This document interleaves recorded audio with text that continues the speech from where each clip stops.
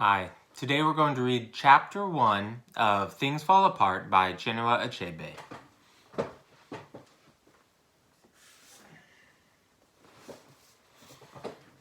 So I've got my copy.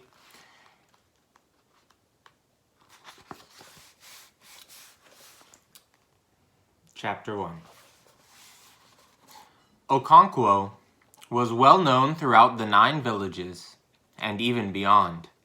His fame rested on solid personal achievements. As a young man of 18, he had brought honor to his village by throwing Amalinze the cat. Amalinze was the great wrestler who for 7 years was unbeaten from Umwofia to Mbino. He was called the cat because his back would never touch the earth. It was this man that Okonkwo threw in a fight, which the old men agreed was one of the fiercest since the founder of their town engaged a spirit of the wild for 7 days and 7 nights. The drums beat and the flutes sang, and the spectators held their breath. Amalinze was a wily craftsman, but Okonkwo was as slippery as a fish in water. Every nerve and every muscle stood out on their arms, on their backs and their thighs, and one almost heard them stretching to breaking point. In the end, Okonkwo threw the cat. That was many years ago, 20 years or more. And during this time, Okonkwo's fame had grown like a bushfire in the Harmattan. He was tall and huge, and his bushy eyebrows and wide nose gave him a very severe look. He breathed heavily, and it was said that when he slept, his wives and children in their houses could hear him breathe. When he walked, his heels hardly touched the ground, and he seemed to walk on springs as if he was going to pounce on somebody. And he did pounce on people quite often. He had a slight stammer, and whenever he was angry and could not get his words out quickly enough, he would use his fists. He had no patience with unsuccessful men. He had had no patience with his father. Anoka, for that was his father's name, had died 10 years ago. In his day, he was lazy and improvident and was quite incapable of thinking about tomorrow. If any money came his way, and it seldom did, he immediately bought gourds of palm wine, called round his neighbors, and made merry. He always said that wherever he saw a dead man's mouth, he saw the folly of not eating what one had in one's lifetime. Anoka was, of course, a debtor, and he owed every neighbor some money, and from a few cowries to quite substantial amounts. He was tall but very thin, and had a slight stoop. He wore a haggard and mournful look, except when he was drinking or playing his flute. He was very good on his flute, and his happiest moments were the 2 or 3 moons after the harvest, when the village musicians brought down their instruments hung above the fireplace. Anoka would play with them, his face beaming with blessedness and peace. Sometimes another village would ask Unoka's band and their dancing agwugwu to come and stay with them and teach them their tunes. They would go to such hosts for as long as 3 or 4 markets, making music and feasting. Anoka loved the good fare and the good fellowship, and he loved this season of the year when the rains had stopped and the sun rose every morning with dazzling beauty. And it was not too hot either, because the cold and dry Harmattan wind was blowing down from the north. Some years, the Harmattan was very severe, and a dense haze hung on the atmosphere. Old men and children would then sit round log fires warming their bodies. Unoka loved it all, and he loved the first kites that returned with the dry season, and the children who sang songs of welcome to them. He would remember his own childhood, how he had often wandered around looking for a kite sailing leisurely against the blue sky. As soon as he found one, he would sing with his whole being, welcoming it back from its long, long journey and asking it if it had brought home any lengths of cloth.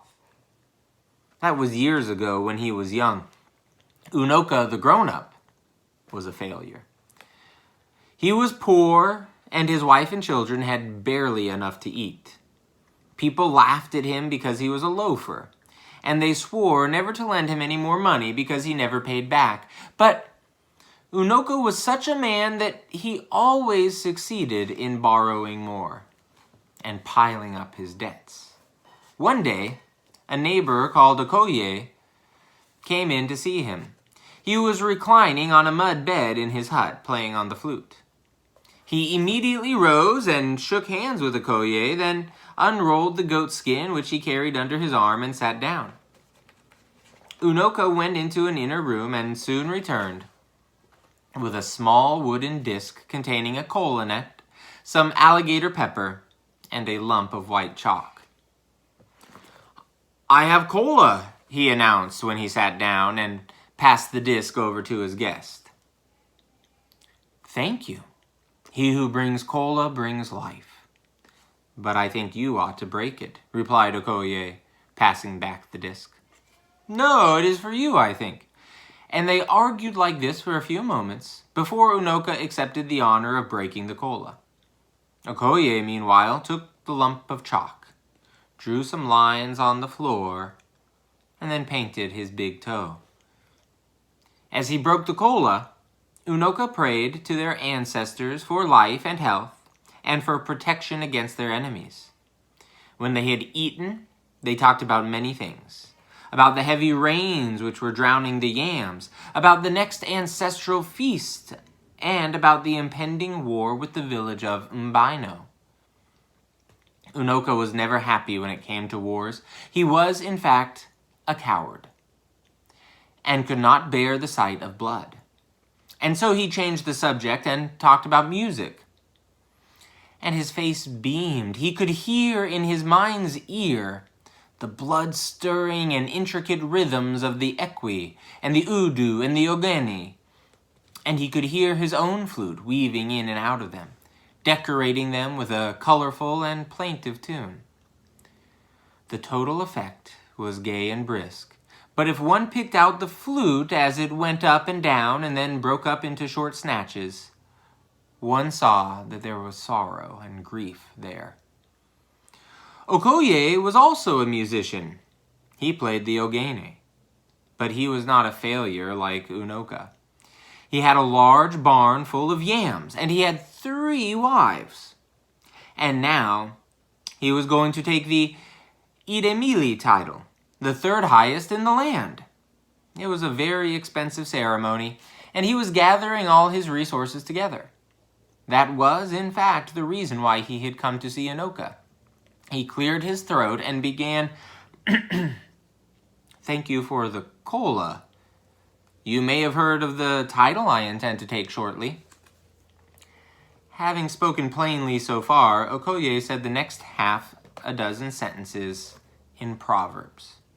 Among the Igbo, the art of conversation is regarded very highly, and Proverbs are the palm oil with which words are eaten. Okoye was a great talker, and he spoke for a long time, skirting round the subject and then hitting it finally. In short, he was asking Unoka to return the 200 cowries he had borrowed from him more than 2 years before. As soon as Unoka understood what his friend was driving at, he burst out laughing.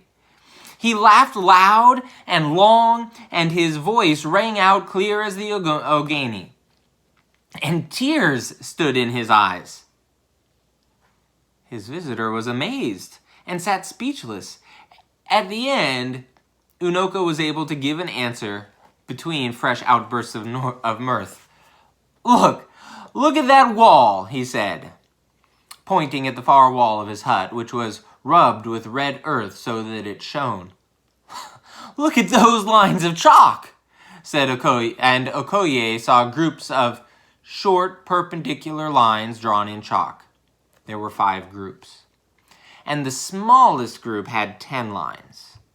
Anoka had a sense of the dramatic, and so he allowed a pause, in which he took a pinch of snuff and sneezed noisily, and then he continued. "Each group there represents a debt to someone, and each stroke is 100 calories. You see, I owe that man 1,000 calories, but he has not come to wake me up in the morning for it. I shall pay you, but not today." Our elders say that the sun will shine on those who stand before it shines on those who kneel under them. I shall pay my big debts first.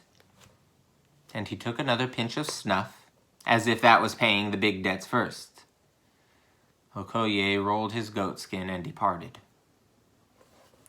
When Anoka died, he had taken no title at all, and he was heavily in debt. Any wonder, then, that his son Okonkwo was ashamed of him? Fortunately, among these people, a man was judged according to his own worth, and not according to the worth of his father. Okonkwo was clearly cut out for great things. He was still young, but he had won fame as the greatest wrestler in the 9 villages. He was a wealthy farmer and had 2 barns full of yams, and had just married his 3rd wife. To crown it all, he had taken 2 titles, and had shown incredible prowess in 2 intertribal wars. And so, although Okonkwo was still young, he was already one of the greatest men of his time. Age was respected among his people, but achievement was revered. As the elders said, if a child washed his hands, he could eat with kings. Okonkwo had clearly washed his hands, and so he ate with kings and elders. And that was how he came to look after the doomed lad who was sacrificed to the village of Umwofia by their neighbors to avoid war and bloodshed. The ill-fated lad was called Akimefuna. And that's the end of chapter 1.